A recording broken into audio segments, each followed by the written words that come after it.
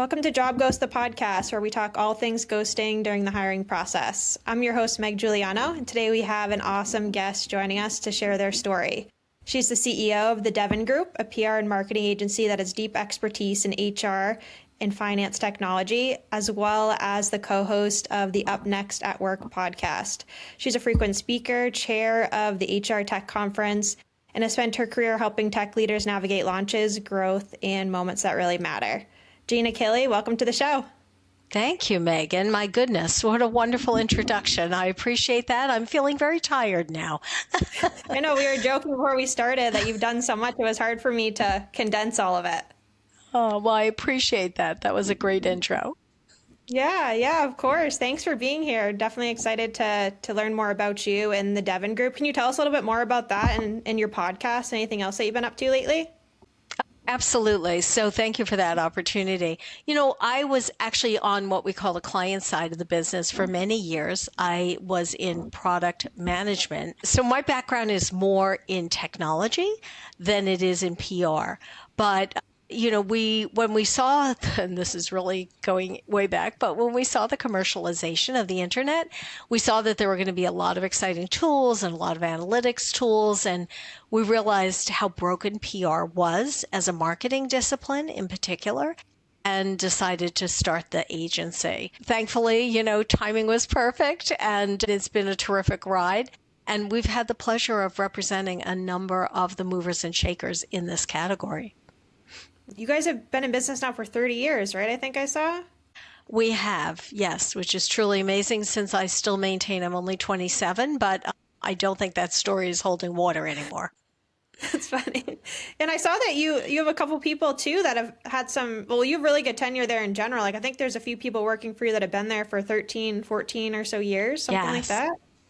Amazing. You know, listen, like any entrepreneur, I'm the first one to say, I made a lot of mistakes in the beginning when it came to like making sure people were matched to the right opportunity. And, you know, even the way we were recruiting, I think there were a lot of room for improvement. Hopefully we got better at that as the years went on. I'll be candid. We started using assessment testing as an important part of our hiring process. We also have empowered our team to weigh in, you know, when something's not feeling right for them, or maybe the right, you know, they want to be assigned to a different client account, or so there's that autonomy. In return, though, we have, it's a group of self-starters. We always warn people that we're very intense. Everyone is accustomed to going great guns and kind of, you know, asking for forgiveness after the fact, because we're in a very fast-moving industry, and you know, journalists are not going to wait 3 weeks for us to get back to them. So it's a very high energy, you know, high independence type of role. And yeah, we have some amazing people working here at the Devon Group. Yeah, it sounds like it. Tell me a bit more about your podcast too. You know, the podcast is a labor of love. I don't know about you, but as you know, it's a lot of work. Yeah. It's a lot of work, but boy, you get to talk to so many interesting people. And a podcast in and of itself is not only the in-the-moment thought leadership, but it has a long tail. So you are able to kind of use it as an asset for other opportunities. It's a great door opener, a great way of introducing, you know, approach to things. So we have been able to welcome a number of thought leaders to our podcast. We're also doing kind of this swap right now with one of the industry analysts. George LaRoque and Kate Achille are kind of doing a mashup every other week. And that's fun too. So it gives us a fair amount of creativity. When podcasts first started, I think people kind of looked at them like they were blogs, but I think they are so much more than that. There's so much more nuance to having a conversation versus reading the written word.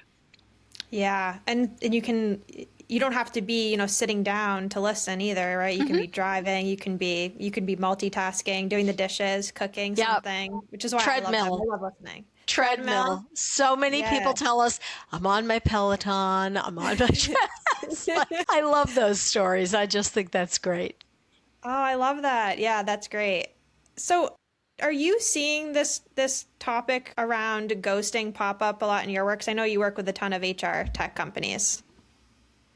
You know, this is a particularly painful spot in our estimation because years ago, when the whole spotlight kind of started to shine on the candidate experience, which no one really paid great attention to for a number of years, I think it was just assumed like you were to expect candidates to do all this work in terms of getting their resume to you, getting a cover letter to you, all this, maybe even getting references, and then poof, you just didn't pay attention to them ever again. We were part of the team that launched what were called the Candies, or the Candidate Experience Awards. And I think that is still part of ERE at this point. I know there's been a number of twists and turns, but I think that was such an important moment to actually say, hey, there's this person.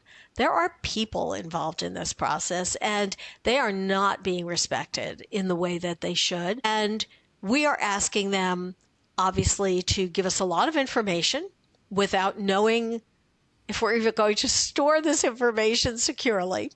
Sometimes we're asking them to take tests that we're not telling them how they did on the tests. We're not offering scores there's a lot of requests of the candidate, and then all of a sudden we disappear. And I think as employers, we really, really have to be responsible and professional. And I can't imagine why you would want to go to work for any organization that kind of asks, takes, and then doesn't even give you a sense of, hey, this wasn't the right opportunity for you, or hey, our plans have changed. Like, we're talking one or two sentences in an email is enough to make someone feel like, okay, I know that I can close the book on this one. So yeah, I think ghosting is a huge problem, and I think there are a number of reasons for it, but we go out of our way to make sure it does not happen here. Yeah, I can tell clearly, look at, how well you're doing and your tenure and everything definitely speaks to that on the team. But you mentioned a few reasons. What are those? What do you think they are? I think recruiters are really stretched. I think that from what I've observed over the years, and full disclosure, one of my first jobs out of grad school was as a recruiter. No way. And what a great experience. I was not a great fit for that job. It wasn't actually the job itself. It was where I was employed. So I worked for the United States Merchant Marine Academy, which is Kings Point, New York. So for shout out to anyone in the New York metro area who might know where that is. And, I had absolutely no background in the culture of a military academy. I didn't know anything. I was dressed. They were always writing me up for not in the right, attire, or I was walking when I was supposed to be standing because we were having a serious moment. I didn't last long, but I loved the job. I loved recruiting. And I got to work with Exxon and Chevron and all these amazing companies. And my job was to place, excuse me, I'm recovering from a bad cough here. My job was to recruit the midshipmen from the academy with these major, major employers. I learned a lot about how companies work. I learned a lot about how recruiting worked, but I also learned how stretched these people were on their side, how they had quotas themselves where they had to come up with, let's say, 30 qualified candidates in a week. It's really like a sales job. And so you are always under pressure, and you're also always trying to please hiring managers, your direct manager. So it's a really high pressure job. And I think sometimes that accounts for ghosting. I'm not saying it should ever be an excuse for ghosting, but I do think that sometimes that's why you see people just almost from a project management standpoint, kind of lose track of where they were with someone in the hiring process. Yeah, absolutely. I'm talking to recruiters, especially internal recruiters who manage 50 50 recs or Yeah. so at a time. How can you possibly keep up? Not to mention, I think we all know at this point, you post a job and you get, 500 applications within a couple of days. Like Exactly. how could you possibly keep up with giving everybody a response and keeping up with the process for that many jobs? And when you look at, because in fact, we just hired for a role here at Devon, and the response we got to the job posting was off the charts. And, you get this core group of people who are incredibly qualified for the job, and you can tell that they've read the job rec and, they are well positioned for success. And then you have people who have nothing to do with your line of business. So you wind up with all this, what feels like spam. And you feel bad because, again, you want to go back to that core tenet to be respectful, but sometimes people are just spamming. And I wonder also to what extent, especially with AI now, how many of them are real people? We are seeing some really bad actors these days with some activity that's not legitimate, and that's kind of making the whole recruiting process much more difficult. And it's difficult enough to begin with. Yeah, that's the thing. It's so hard to tell if somebody is who they say they are. And I think it is a lot of whether it's spam or automation people are using to just mass apply for jobs. I made a post recently on that some people didn't like, but it was basically just saying you're kind of just making the problem worse if you're one of those people that's just applying for jobs you're not a fit for. Yeah, exactly. I mean, it's just not cool. I don't know how else to put it. It's don't do that. That's just not cool. Yeah. The right job is out there for you, but spend the time, do the due diligence to research the job and research the organization, and make sure you're not wasting your time, and make sure you're not wasting their time either. Unfortunately, especially when economic times become unpredictable, and I know we're in that situation right now, people kind of lean into automation and figure, well, I'll just, I'll throw everything I possibly can over the transom and something will eventually stick. Yeah, exactly. I know it's so hard because you want to be sensitive to that situation, but also hopefully they can realize that, it's kind of it'll all come back full circle. If you do your part by not applying for things you want to fit for, you'll give other people a higher chance of getting seen for the role. And then hopefully, those things will come back your way as well. But it is tough, especially right now for people. Yeah. Exactly. So with the HR tech companies that you're working with, are you hearing any of them start to think about how they can help eliminate ghosting or make the process maybe easier for people working in HR or recruiters or hiring managers? I think this has been such an interesting year.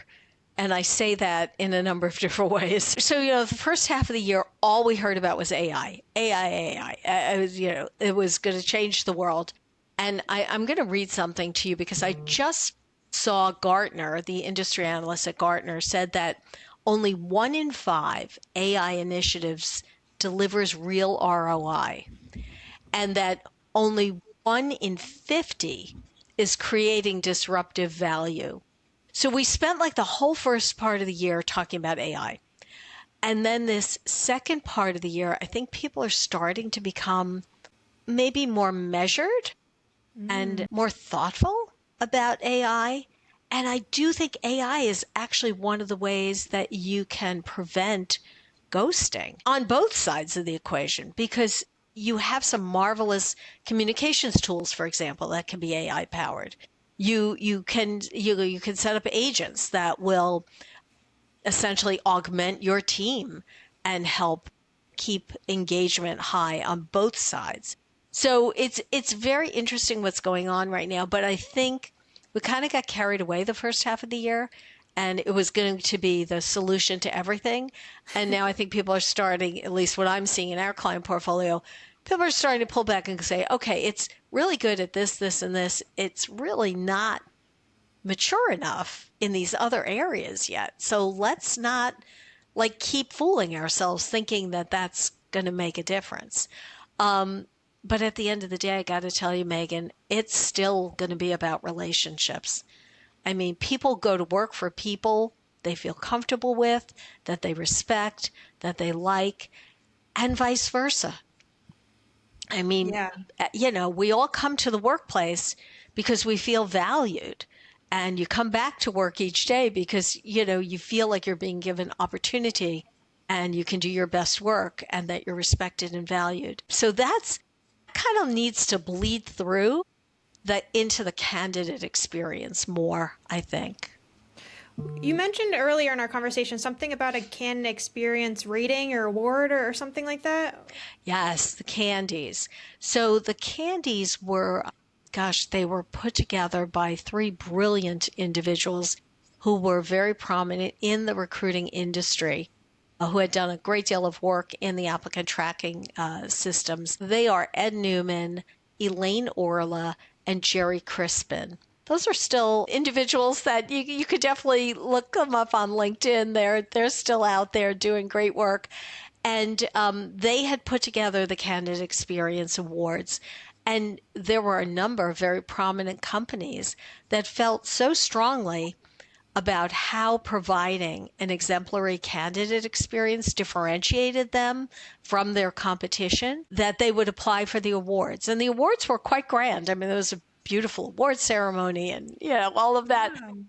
But it really was like the first time I saw that kind of rigor put in place to recognize how important the candidate is and how you need to treat the candidate fairly and with respect. I love that. I need to look more into that. Is that still around? Are they still doing that award ceremony? So I think they are. I think Very it cool. is now under the management of ERE, which is the publication.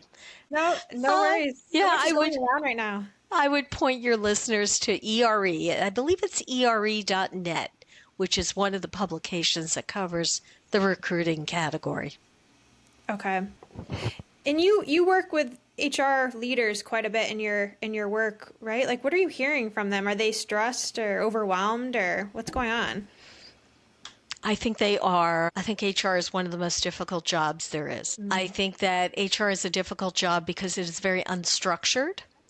It's different when you go to work and you know exactly what you have to do every day. HR walks in every day and has no idea what's waiting for them. They are dealing with people.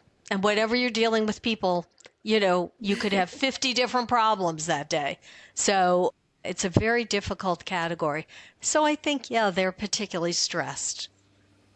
Yeah, it seems like it. We've had quite a few people on our podcast already who have, I've always worked with HR just as a recruiter myself. Sometimes I don't work directly with the hiring manager. I work with somebody in human resources. But this podcast and speaking to people like you has definitely opened my eyes to just how much responsibility they have. I think I knew that, but really what's opened my eyes is just thinking about how much is put on their shoulders. And when things go wrong, it's like, it's sort of always, it's put on HR. Like when you get called into HR's office, right? It's like not usually like a good thing. It's usually like something's up. So like just thinking about everything that they have to deal with, to your point, it's so much on their plate.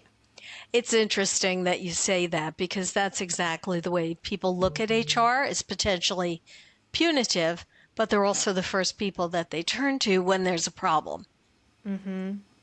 Yeah, exactly.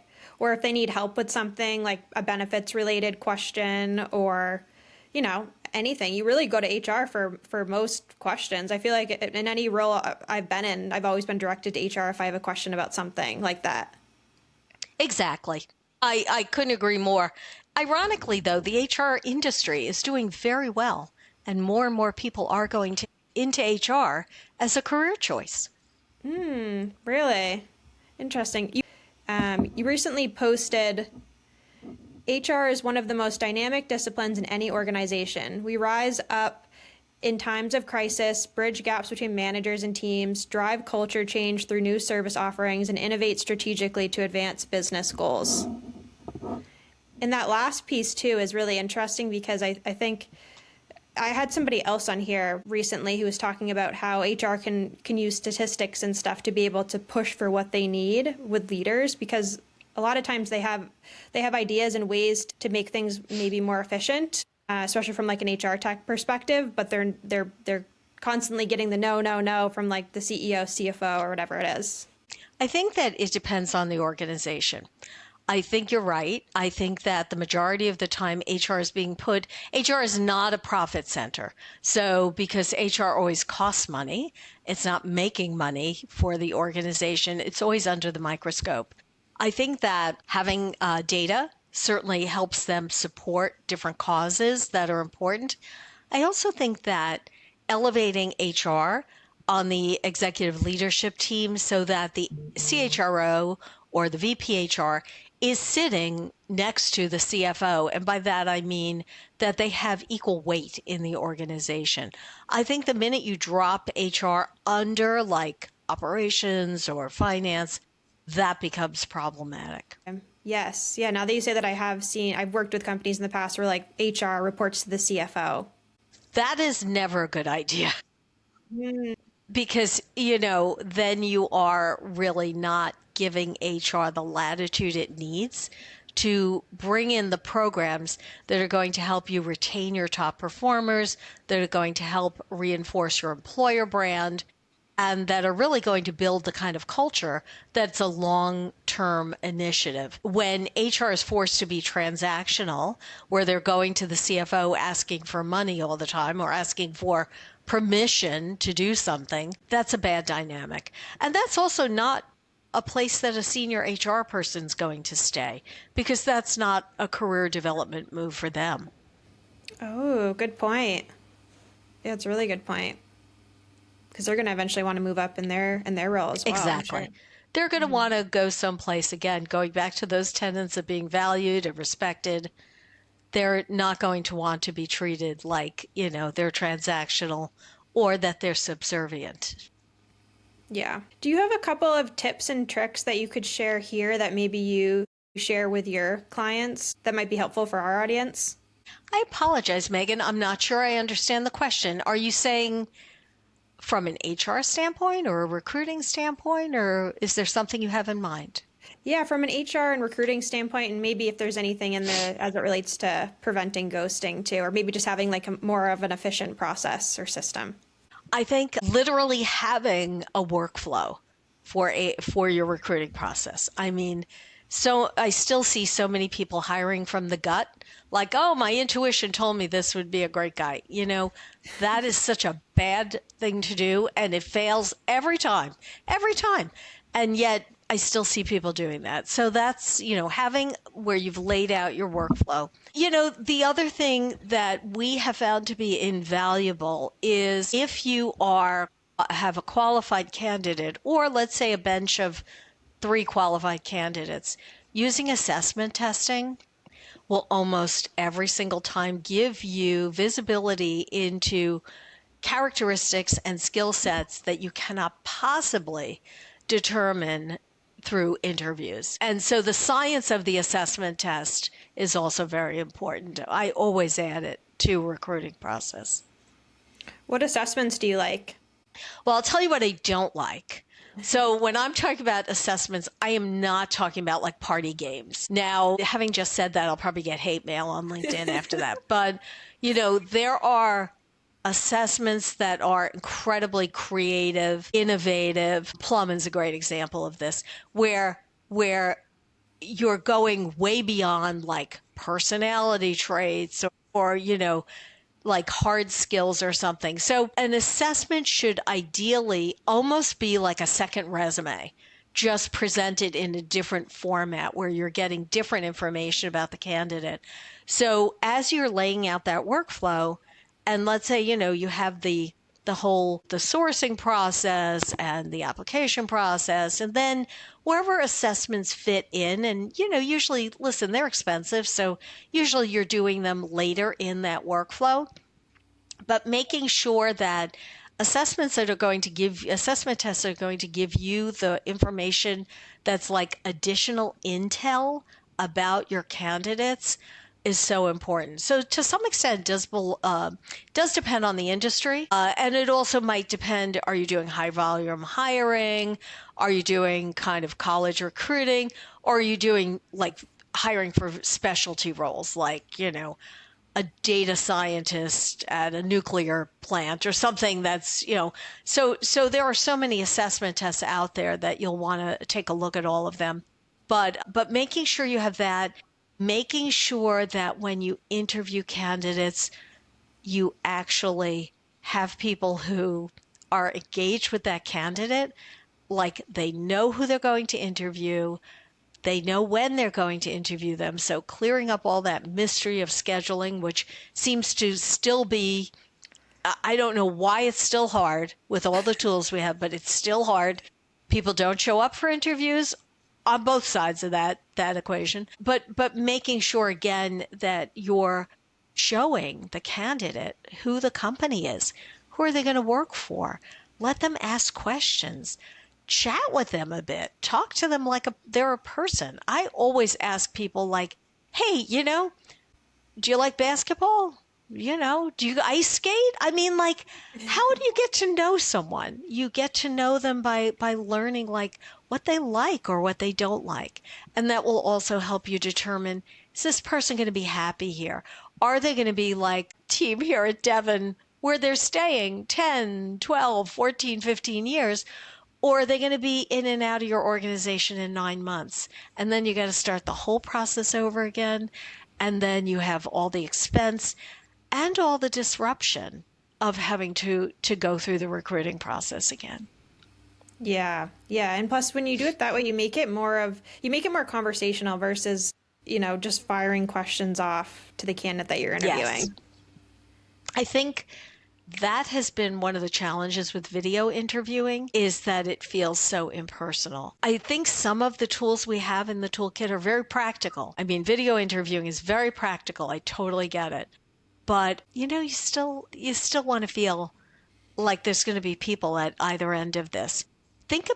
When you think about designing that workflow, and you think about, as you're getting closer to onboarding the candidate, what is that onboarding experience going to look like? If they have only interacted with you up until that point through technology, I mean, it could be totally overwhelming or a game changer in not necessarily a good way if all of a sudden now there's this barrage of people that they're going to interact with.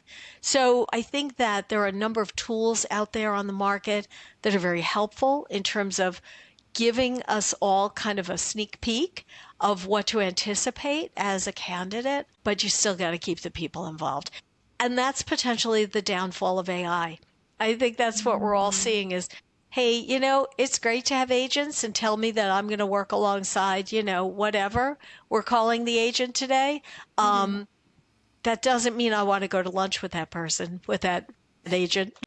Yeah, that in-person, interaction is still super important, right? Yeah. And what's interesting about this, Megan, is we're seeing so many companies do return to office. So it's like almost counterintuitive. Okay, you want everyone back in the office, but you really don't want to treat your candidates like they're important. It's such a dichotomy. Yeah, that, and I mean, we could have a whole nother conversation around this, but if you're having people back in the office, why are you doing Zoom meetings then? Exactly. Right. Do an in-person meeting, make it worth everybody's time. Why are people sitting at their desks all in the same Zoom meeting? It's so silly. I mean, really. I have witnessed, I think return to office has been very poorly executed, by the way. That's, again, I'll get hate mail on LinkedIn, but that's fine. We're 100% virtual here at Devon. At one time we had 4 offices. We're like, listen, it was great to see everyone. And, you do get to chit chat and it's fun. But I don't know. The only people who seem to benefit from the return to the office are the commercial real estate people. It's interesting. It's an interesting quandary. I haven't seen it. It hasn't been a smooth transition back. Yeah. It's been very interesting to watch for sure. Well, I could talk to you for so long. I do like to wrap up these conversations by asking one final question, which is just, is there anything you think that we all could be doing to help eliminate ghosting during the interview process? I think, and this will certainly not surprise you given my line of business, but I think communication is key. I think, again, as part of that workflow, plan communication with every step of the way and encourage communication from your candidate as well. Make it easy for them to interact with you. Don't make them contact you on Teams or something. Let them text. Let them, and like both ways. Don't make this hard. If they're a qualified candidate and you have them in your recruiting workflow, and you don't want to lose them along the way, and you don't want them to disappear. So yeah, this communication is core to making this a smooth process.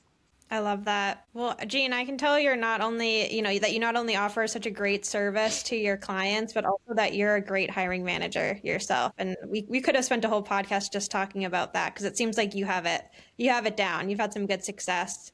Again, going off of the tenure of people that have worked for you, and you being in business for 30 years.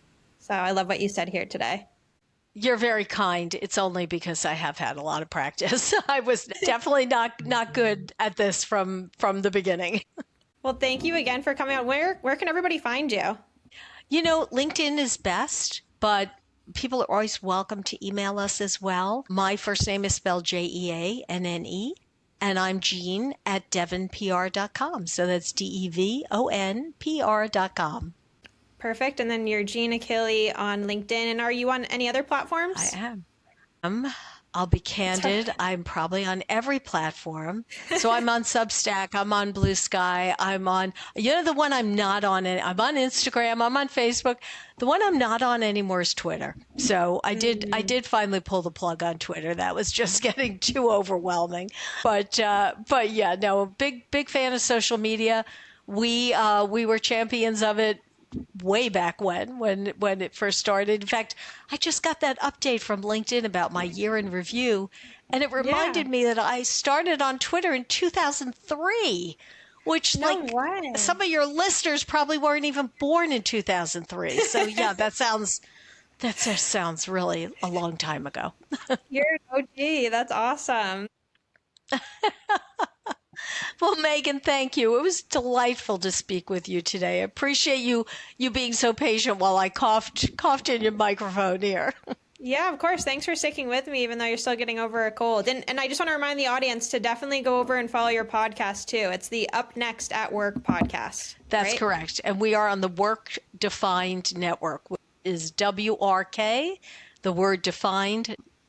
Got it. Okay. Thanks again, Jeanne. And thanks for tuning into JobGhost, the podcast. If you like this episode, please give us a like and review, and subscribe to our channels on YouTube and Spotify. Don't forget to get on our wait list at jobghost.ai, and follow us on social at jobghost.ai on Instagram and JobGhost on LinkedIn.